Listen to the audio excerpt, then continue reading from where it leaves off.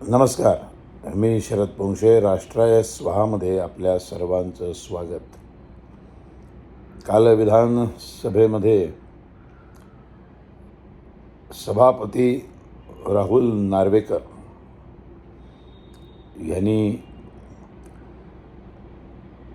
या भारत देशाच्या महान गायिका स्वर्गीय आशाताई भोसले यांचा शोकसभेचा प्रस्ताव मांडण्यासाठी जे काही भाषण केलं, जे वाचन केलं, ते बघितल्यानंतर मला एक मराठी माणूस म्हणून, मराठी भाषेवर नितांत प्रेम करणारा एक अभिनेता म्हणून भयंकर त्रास झाला.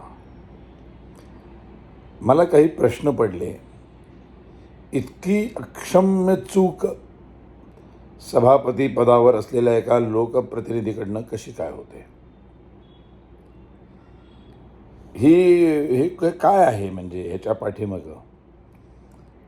आपण विधानसभेमध्ये एक ठराव वाचून दाखवणार आहोत.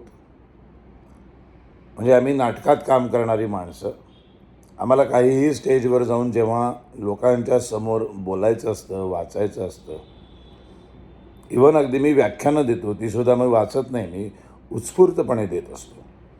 पण त्याही वेळेला आज व्याख्यानाचा विषय काय आहे त्याच्याबद्दल एक थोडा शांतपणे एकट्याला बसून आम्ही विचार करतो की आपल्याला नेमका आज काय विषय मांडायचा आहे, त्या विषयाचं गांभीर्य किती आहे, देशामध्ये आज काय काय चालू आहे, त्या विषयाचं आजच्या घडीला कसं कनेक्ट करता येईल, असं सर्व थोडक्यात काय तर गृहपाठ केल्याशिवाय आम्ही व्याख्यानालाही उभे राहत नाही.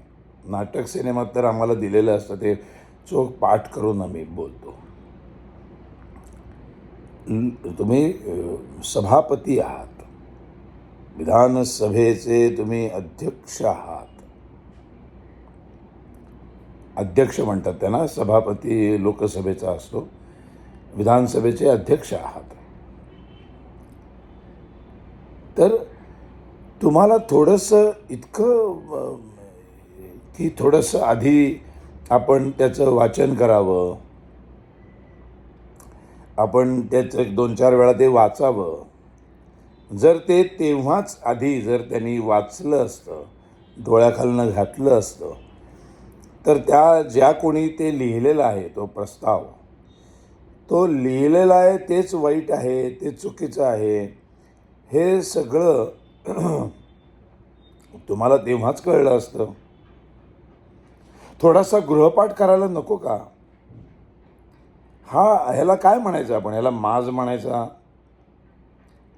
की चलताय आता आपलं सरकार आहे, सगळीकडे गल्लीपासून दिल्लीपर्यंत आता फक्त आपणच आहोत, आपण आता कसंही वागलो तरी चालणार आहे, आपण काहीही केलं तरी चालणार आहे.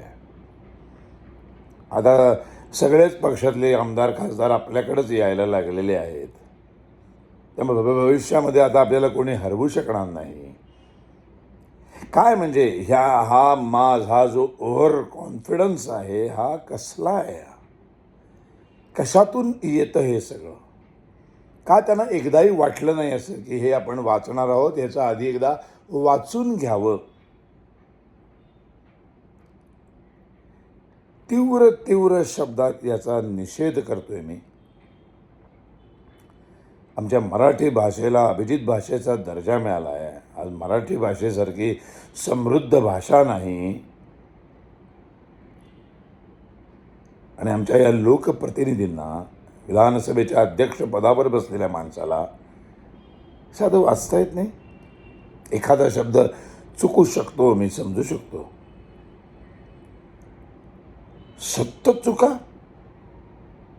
दीनानाथ मंगेशकरांचं दीनदयाळ,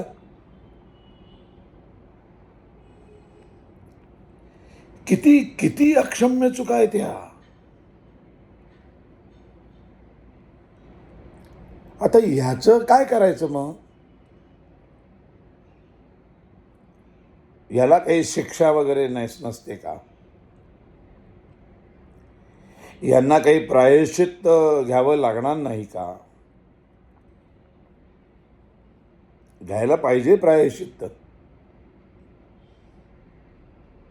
सर्वांनी ठराव करून त्यांना असं काहीतरी धडा शिकवला पाहिजे की भविष्यामध्ये कोणीही विधानसभेमध्ये काही वाचायचं असेल तर ते नीट वाचेल, त्याचा अभ्यास करून येईल, त्याची 4 वेळा प्रॅक्टिस करून येईल.